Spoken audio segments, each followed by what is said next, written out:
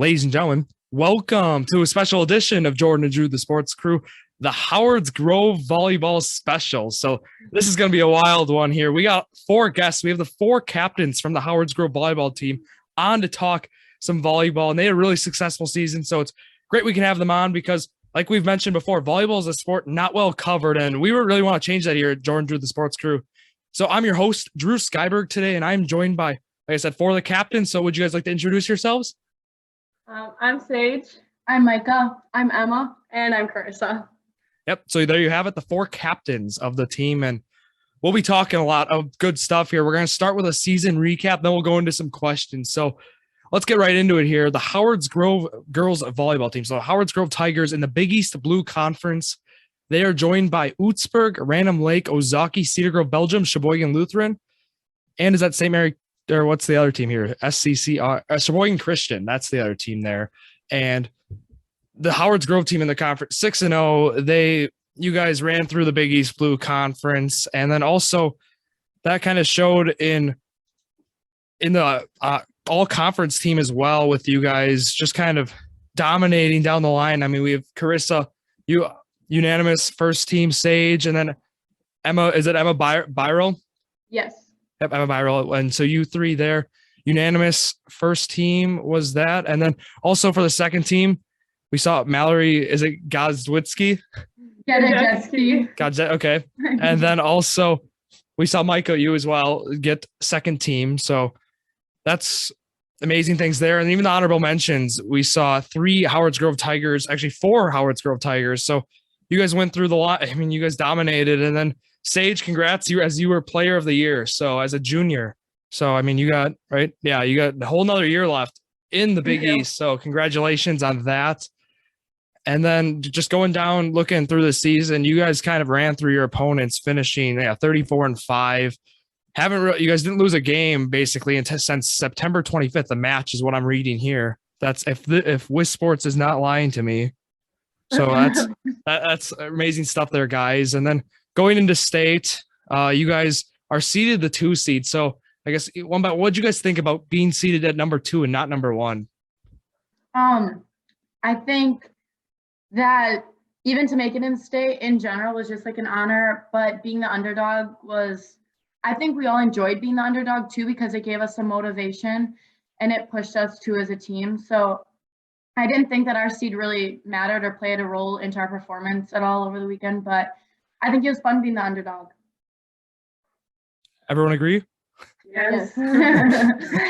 Yeah. So, I mean, being the 2 seed, I mean, coming back from back-to-back state championships, I thought that was a huge surprise seeing you guys at number 2, but you're right. Playing the underdog had to have been great. And then I guess from there, yeah, you guys ran through state, beating Lake Country Lutheran which was also a team that I saw you guys lost to earlier in the year. So what was that like playing them again? Was there feel like a revenge game? We were all really excited to play them just because we knew we lost them. But in that game, we had one player injured and a few were really sick. So we knew we didn't give them all that we had, and it was a really good opportunity to play them again. Yeah, we knew going into the game that it was going to be a tough game, and they're a great team. So we were really ready to compete. And they were the team who got the 1 seed, correct? Yeah. Yeah. So that was big win there, a sweep. And then, in the semifinals, then you guys sweeped O'Connell as well. So nice work from the Howard's Grove Tigers. Congratulations, you guys, on the 3-peat. I mean, that's incredible stuff. And I know Coach Brett, he was happy about it, of course. And that's a lot. That's some great stuff. And then let's get into some questions here. Is there any player that you guys want to shout out, give some love to, who doesn't get always the credit? All the sophomores for sure this year. Yeah. We saw much improvement from the first practice, even literally from our semifinal game to our state game. The improvement was amazing. They really stepped up in that state final game and just showed that they aren't truly sophomores and that greatness doesn't know an age, because Mallory, Ellie, Olivia, Cameron, they all stepped up and put some effort on the court and really helped us all. I would also say Lila Bedoin. She was a transfer from North, a school near us, and coming from to another program, a D1 to a D3 school, it was definitely a culture shift. So she adjusted to that really quick and got along with our team. Jess Grain was a huge huge aspect off the court, like being loud on our bench and just being a really good leader off the bench for everybody else. Yeah, and I'd say no matter what role like everyone on our team played this season, everyone definitely had a significant impact on our team. Yeah, and you kind of already talked about like all conference stuff, but we even talked about it at our like little ceremony that we had when we were giving out awards. But it's just kind of funny because everyone on our team should have gotten one because we're just so deep, and it shows in our practices. If anyone were to come, you can see if we play 6-on-6, the game is very, very, very competitive, and it makes our starters much better. Awesome answers, guys. And then with that, want to talk some club volleyball quickly? I mean, just like talking, like, do you guys all play for the same club team, or is there? Yeah, we play for Fox Cities Elite in Appleton. And isn't that the program? I mean, we had Brett on the first time. Is that the one he's involved with? Yeah. Yes. I figure with Saige. Yeah. Okay. So just checking there. And then do you guys have like a favorite game this season? Would it go into that state championship? Oconomowoc. Oh yeah. Yeah. Any Oconomowoc game was just so intense. And Yeah. DSHA. Yeah. DSHA. I think as a whole, our team just enjoys like going to the big D1 tournaments because it gives us a lot of competition and all the matches are really challenging there. Yeah. And everyone more like kind of new, but everyone now knows our name and like we have a chip on our shoulder, so we have to play at the highest level at all times. Yeah. And you guys, I mean, we talked about that with Brett the first time. Plain Schools, Kimberly, the start of the year, Appleton North. I mean, even Nina, you guys played them August 27th. Like to start the year with like tough tests in Division I is just really great experience. And it just really helps. I mean, coming down the line playing D3 at state then. So I just feel like some great tests to just really get you guys ready for state and just get working there. And yeah, I mean, my alma mater, Valders, they ran into you guys in the regional final. That was tough. But then let's just quickly mention as well, got to talk more accolades. Going to the state team, you guys were well represented there as well. I don't know if you guys saw that. I'm sure you have. With state teams, we saw for Division III, we saw Emma Baierl. Is it Baierl? Baierl, yes. Yep, Baierl. She first team. Saige, you were unanimously first team, so congratulations. And then also Karissa, you were also unanimous first team. So Thank you. yep. And then another thing here is here's one. So like going into the start of the year, did you guys have certain team goals that you guys were really focusing on? I think that just like to mend our chemistry more. We knew that going into this year, we had quite like a different team. We graduated quite a few seniors last year. So our team was made up of a lot of new athletes this year. So I think one of our biggest goals was just to get along on, but also off the court, because we knew that was going to help us on the court. Okay. And then with you guys, I mean, being captains, junior and seniors. So you guys have been part of these other state teams. Did this state championship hit differently compared to the prior ones? Is there? For sure. Yeah. 100%. This is like the first time that like winning state actually hit me within like 5 seconds of winning that game point, because I think especially just all these three have been my friends since I was like 5 years old. So it just hit a little different that was our last game playing together for high school. I think going into state weekend also, you're trying to cherish the moments more because you're like, all right, this is my last thing of like everything we're just about to do. So everything you go through is like, oh my goodness, this is the last time. Whereas like sophomore, junior year, you just kind of like go through it and like you just want to get to that end. But yeah, it's definitely different your senior year. So Makes sense with that. And then also another question here is just with state, I mean, with COVID-19 last year from this year, was the attendance, did we see a big increase? Like, were they letting everyone in? yeah. So That was pretty nice. let's talk atmosphere then. So the atmosphere compared to this year and last year had to be day and night, right? Yeah, 100%. Last year there was no big announcement, no like pre-game like video. Like the lights turn off and you can just see everyone's like mouths just drop. Like everyone that hadn't been there, even us, like I kind of forget what it's like for my freshman year, and then having that break last year with COVID, I just forgot like how insanely amazing the environment is. And you walk out and you just see all the fans up there and they start chanting as you're walking out and you just get chills. Yeah. It's also just not the same experience like hotel rooms, you had to divide up a little bit more. You kind of had to stay in your rooms.